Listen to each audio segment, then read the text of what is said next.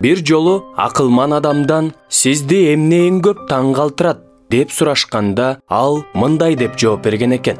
Адам башында акча иштеп табуу үчүн ден соолугун курмандык кылат. Анан ошол акчаны начарлап калган ден соолугун калыбына келтирүү үчүн коротот.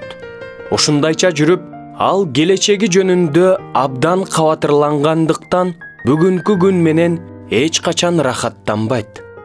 Жыйынтыгында ал учурунда да, келечекте да кубанычтуу жашабайт. Ал эч качан өлбөй тургандай өмүр сүрүп, өлүм алдында турганда эч качан жашабагандай өкүнөт. Ошондуктан баарына эстетким келет эле. Жашоо биз менен ага кызыксыз болгондой бат эле өтүп кетет. Анда эмне кылуу керек? Эсиңизде болсун. Жыл ичинде биз эч нерсе кыла албаган эки эле күн бар.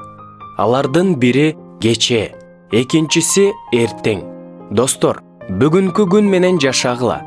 Кечээки күн бүгүн жок, эртең болбой да калышы мүмкүн.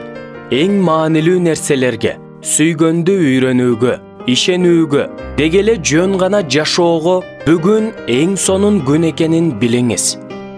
Акылман насаатчынын сөздөрүн эстеңиз. Мен жакшы жана жагымдуу нерсени да таптым.